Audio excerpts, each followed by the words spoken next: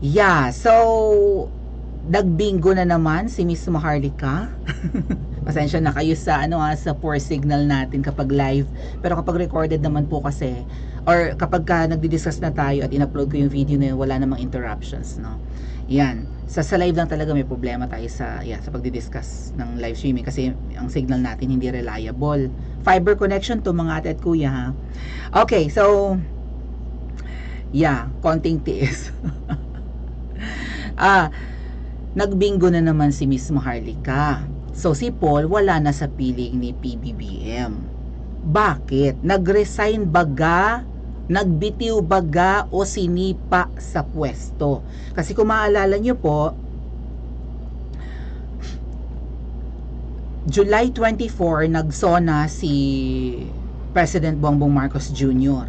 At ang inaasahan natin ang magdidirect ng kanyang program ng, 'di ba, ng SONA or State of the Nation Address is Paul, kasi siya naman talaga yung nakatoka diyan ever since mula nung kampanyahan, sa mga programs, sa inauguration, sa unang SONA ni Kuting, siya yung anak ko po, Ginoo ko, na-disconnect na naman daw tayo. Sensya na kayo sa signal.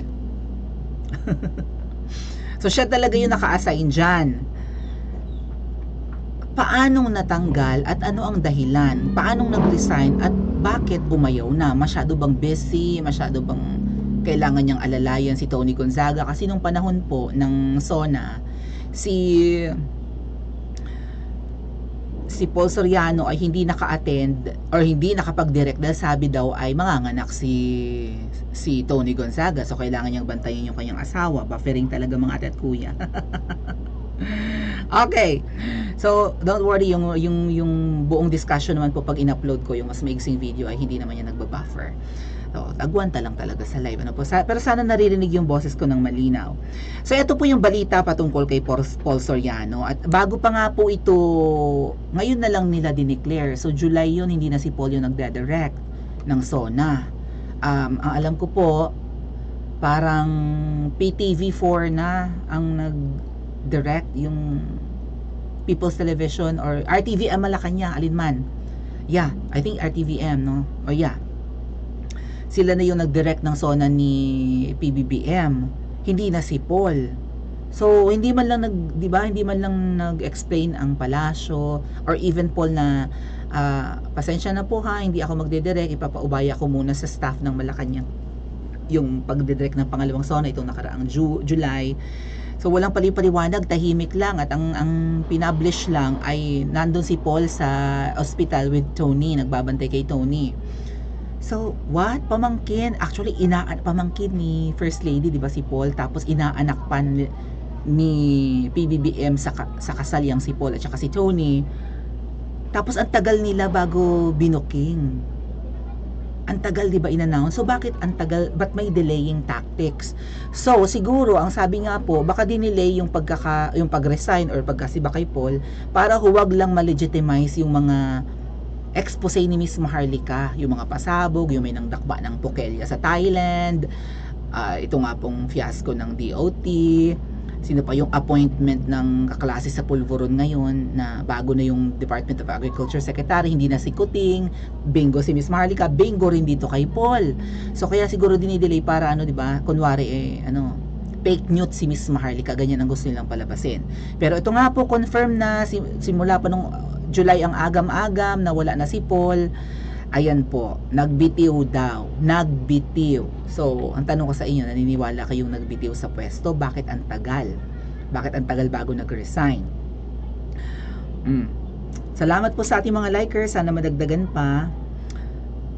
Nagbitiw na si Paul Soriano bilang Presidential Advisor on Creative Communications ayon kay Presidential Communications Office Secretary. Maganda ang makeup niya. Hindi balhakan. Mabango ang damit niya. Okay, ayan si Paul Soriano nag-resign bilang Presidential Advisor. So ang trabaho pa rin niya parang si Enrile din ano.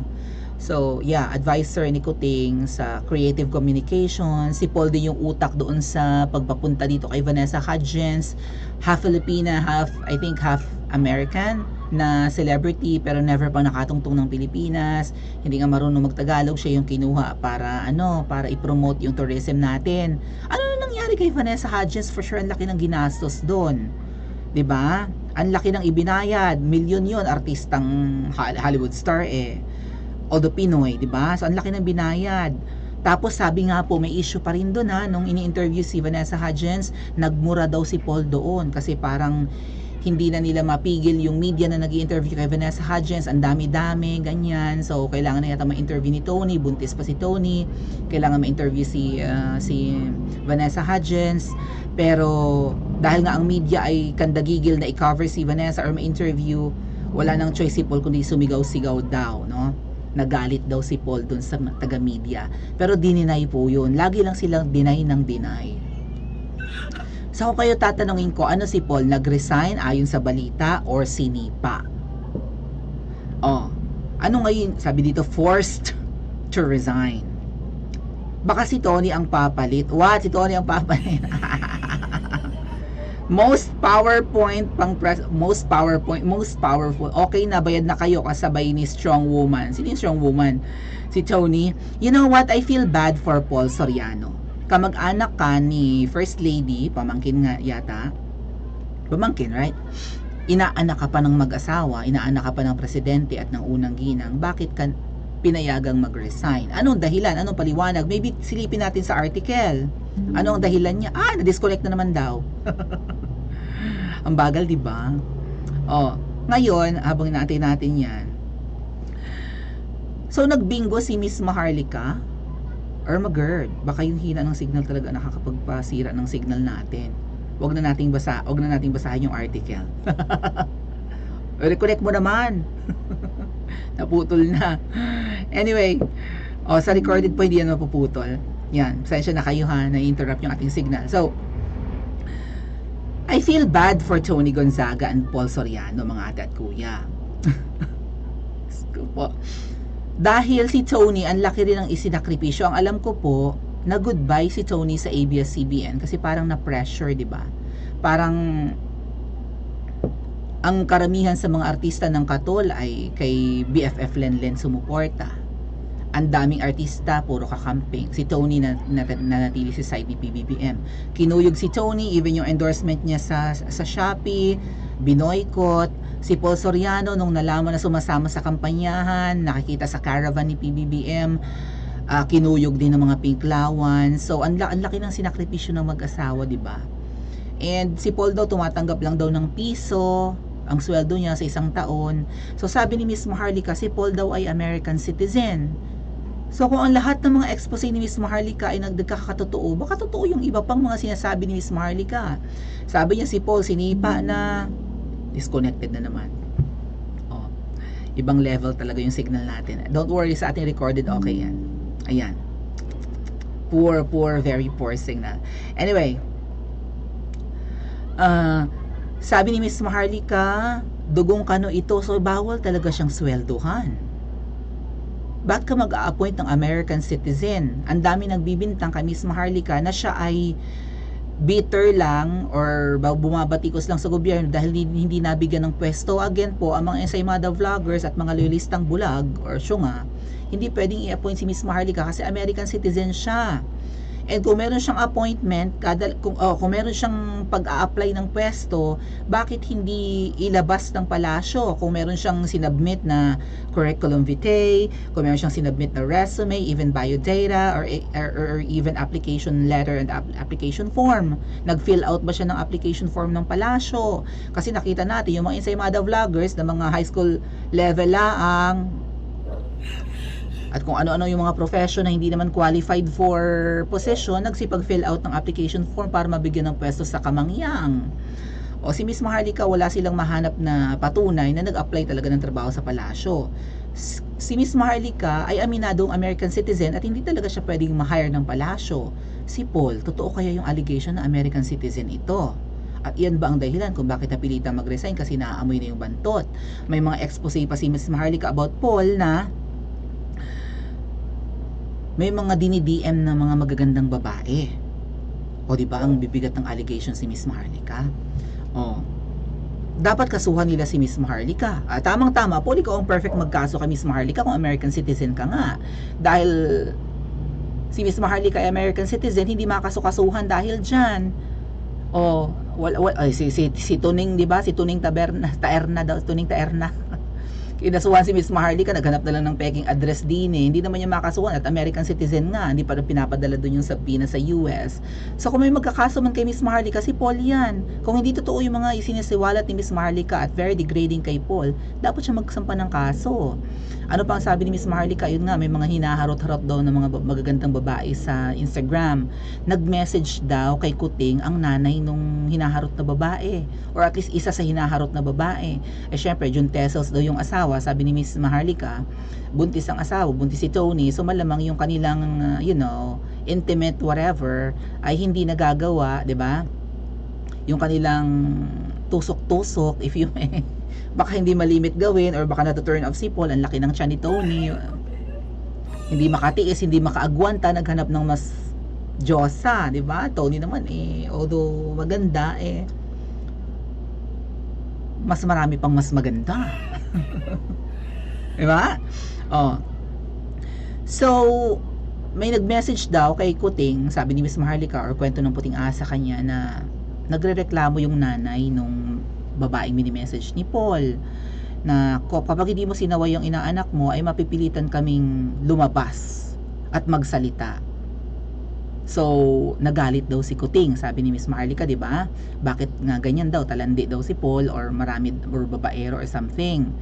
O yun daw yung naging cause ng pagkaligwak ni Paul. At least according to the puting ahas ni Miss Maharlika and according to Queen Voljaquera herself. Yun daw yung dahilan kung ba't naligwak. Kasi si Paul parang nagpa-power tripping. Sabi nga, si Tony daw yung most powerful, baka siya din most powerful din na appointee porque inaanak siya, porque kamag-anak siya.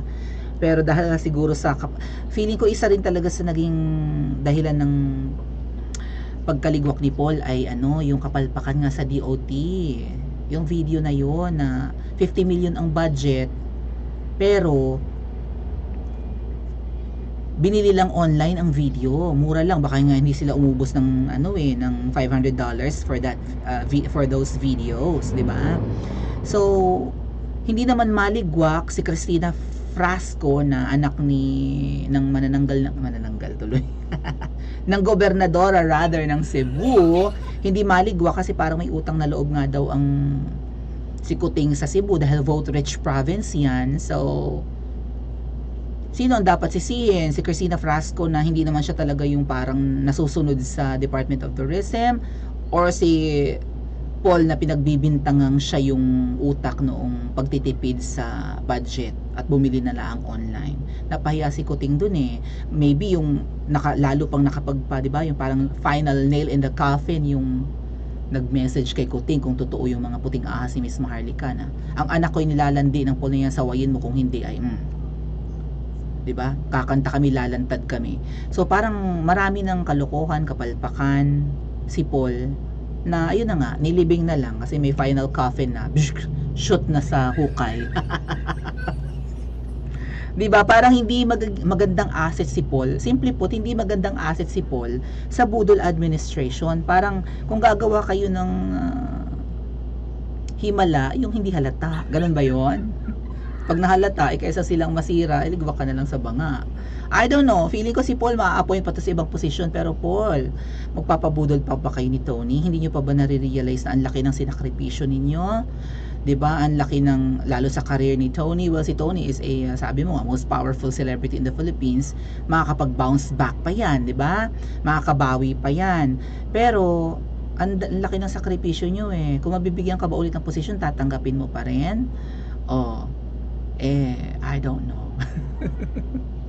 Hindi daw umubra si kahit pamangkin to ni 'di ba, ni First Lady, hindi daw umubra si First Lady na si Paul ay huwag tanggalin, ganun, or 'di ba? Huwag hayaang makaalis sa gabinete or sa mga appointees ni President Bongbong Marcos Jr.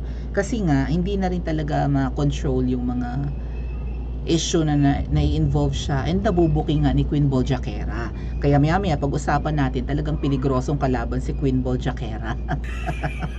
So nagbingo si Miss Maharlika laban kay Paul, laban kay Kuting at laban kay Ahas. Tama ba? So ano kaya ang magiging future ni Paul? Magiging ever supportive pa rin kaya siya kay Kuting or sa Kuting administration? I-comment nyo po sa comment section at mag-like and subscribe na rin po kayo.